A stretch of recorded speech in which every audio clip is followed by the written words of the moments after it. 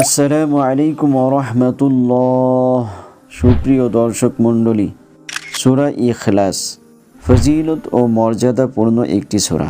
এই সূরায় তাওহীদ বা আল্লাহর একত্ববাদের ঘোষণার পর আল্লাহর সন্তান সন্ততি আছে বলে যে ভ্রান্ত ধারণা করা হয় তার প্রতিবাদ করা হয়েছে। এই সূরাতে আল্লাহ তাআলার অস্তিত্ব ও সত্তার সবচেয়ে সুন্দর ব্যাখ্যা রয়েছে। এটি কোরআনের অন্যতম ছোট সূরা হিসাবে বিবেচিত হয়ে থাকে। সূরা ইখলাসকে কোরআনের 1/3 সমান বলা হয়। ইখলাস অর্থ গভীর অনুরাগ, একনিষ্ঠতা, নিরেট বিশ্বাস, খাঁটি আনুগত্য। শিরক থেকে মুক্ত হয়ে তাওহীদ বা এক আল্লাহর ওপর খাঁটি ও নিরেট বিশ্বাসী হওয়াকে ইখলাস বলা হয়। মুশরিকরা হযরত মুহাম্মদ সাল্লাল্লাহু আলাইহি ওয়াসাল্লামকে আল্লাহর বংশ পরিচয় জিজ্ঞাসা করেছিল, যার জবাবে এই সূরা নাজিল হয়। কোনো রিওয়ায়াতে এসেছে যে তারা আরও প্রশ্ন করেছিল, আল্লাহ তাআলা কিসের তৈরি, সোনা, রূপা অথবা অন্য কিছুর? এর জবাবে সূরাটি অবতীর্ণ হয়েছে। সূরা ইখলাসের ফজিলত অনেক। সূরা ইখলাস যিনি ভালোবাসবেন তিনি জান্নাতে যাবেন। সুবহানাল্লাহ।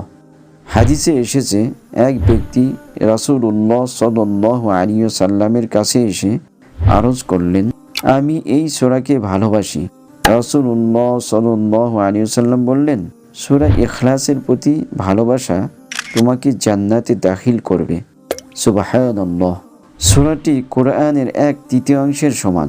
হাদিসে এসেছে, একবার রাসূলুল্লাহ সাল্লাল্লাহু আলাইহি ওয়াসাল্লাম বললেন, তোমরা সবাই একত্র হয়ে যাও, আমি তোমাদের কোরআনের 1/3 শোনাব।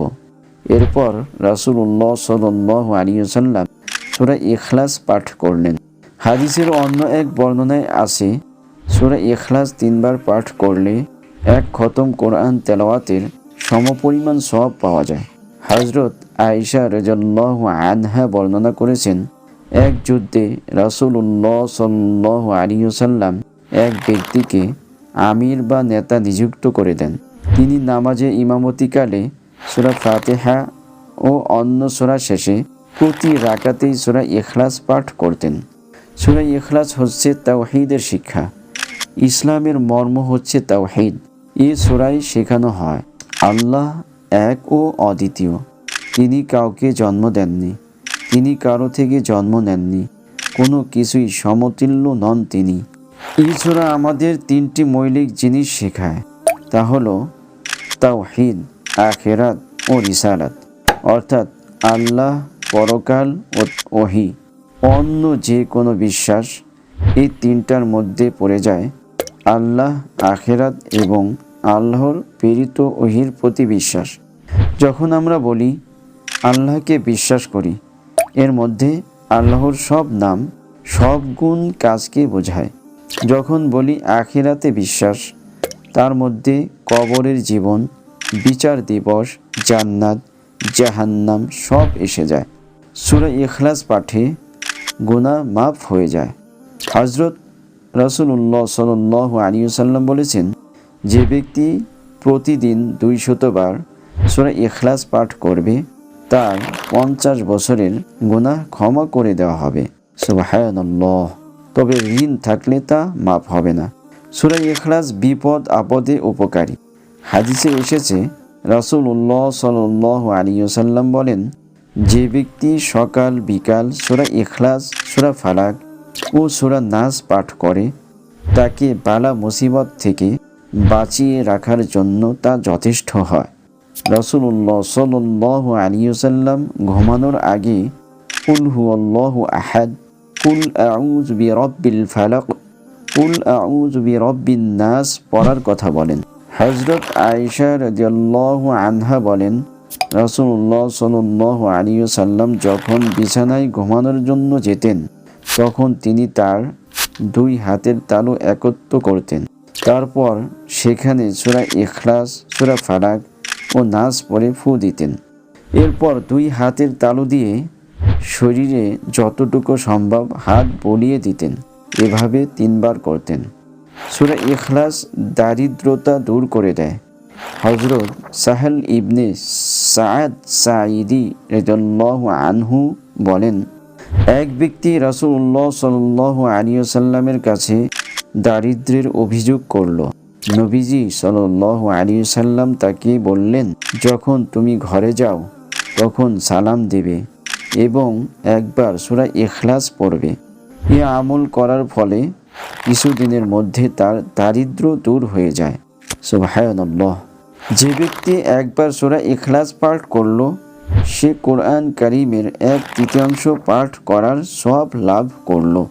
যে ব্যক্তি সূরা ইখলাস 10 বার পাঠ করল, আল্লাহ তাআলা নিজ কুদরতি হাতে জান্নাতের মধ্যে তার জন্য বিশেষ মর্যাদাশীল মহল তৈরি করবে।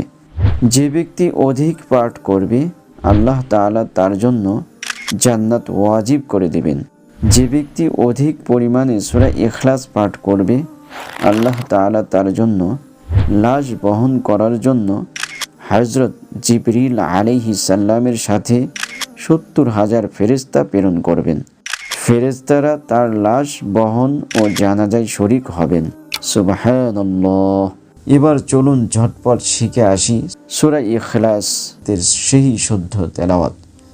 কুল হুয়াল্লাহু আহাদ, আল্লাহুস সামাদ, লাম ইয়ালিদ ওয়া লাম ইউলাদ ওয়া লাম ইয়াকুল লাহু কুফুয়ান আহাদ।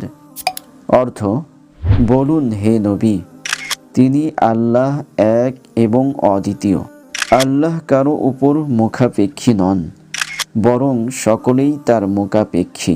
তার কোনো সন্তান নেই এবং তিনি কারো সন্তানও নন এবং তার সমতুল্য কেউ নেই। আপনি যদি শুধু বোঝেন যে এই সূরাতে কি বলা হয়েছে, তাহলে দিনের পথ চলা শুরু করার মূলটা আপনি ধরতে পেরেছেন। হযরত আয়েশা রাদিয়াল্লাহু আনহা এক রাওয়ায়াতে উল্লেখ আছে, এক যুদ্ধে রাসূলুল্লাহ সাল্লাল্লাহু আলাইহি ওয়াসাল্লাম এক ব্যক্তিকে আমির বা নেতা নিযুক্ত করে দেন। তিনি নামাজে ইমামতিকালে সূরা ফাতিহা ও অন্য সূরা শেষে প্রতি রাকাতেই সূরা ইখলাস পাঠ করতেন। যুদ্ধ থেকে ফিরে লোকেরা এ ব্যাপারে অভিযোগ করলে তিনি তাকে ডেকে এর কারণ জিজ্ঞাসা করেন। তিনি উত্তর দেন যে এই সূরায় আল্লাহর পরিচয় পাই, তাই এই সূরাকে ভালোবাসি।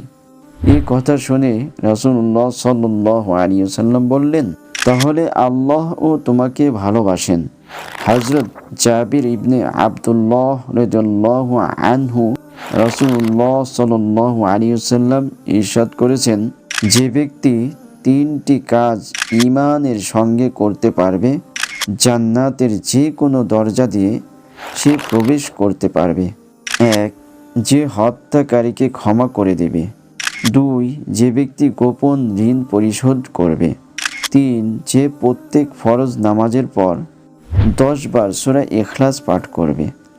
সূরা ইখলাস পাঠকারীর জন্য আল্লাহই যথেষ্ট। সূরা ইখলাসের 2য় আয়াতের বলা হয়েছে, আল্লাহ তাআলা সামাদ, অমুখাপেক্ষী। সামাদ বলা হয় এমন এক সত্তাকে যিনি সর্বগুণাবলীতে পরিপূর্ণ, সব সৃষ্টি যার দিকে মুখাপেক্ষী। তিনি সবার থেকে অমুখাপেক্ষী, তার মৃত্যু নেই। তিনি কারো উত্তরাধিকারী নন, বরং আকাশ জমিনের সব উত্তরাধিকার তার। তিনি না ঘুমান না উদাসীন হন। তার নেতৃত্ব সর্বময়, জ্ঞানে প্রজ্ঞাময়, ধৈর্যে, ক্ষমতায়, সম্মানে, এক কথায় সব গুণাবলীতে তিনি মহান। তিনি এমন সত্তা, প্রয়োজনের সময় সব মাখলুক যার দিকে মুখাপেক্ষী হয়, আর তিনি একাই সবার জন্য যথেষ্ট হয়ে যান।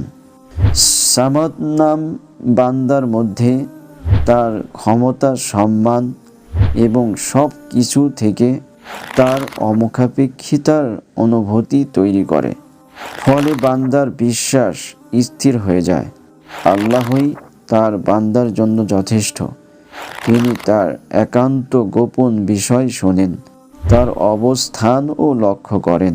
সারা পৃথিবী মিলে তার কোনো ক্ষতি করতে চাইলে ততটুকুই পারবে যতটুকু তিনি নির্ধারণ করে রেখেছেন।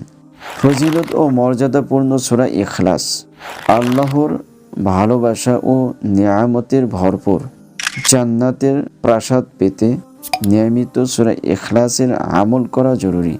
এতে যেমন ঈমান হবে পরিপূর্ণ, তেমনি পরকালের পুরস্কার হবে সুনিশ্চিত।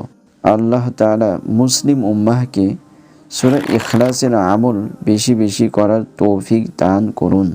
আমিন ইয়া রাব্বাল আলামিন।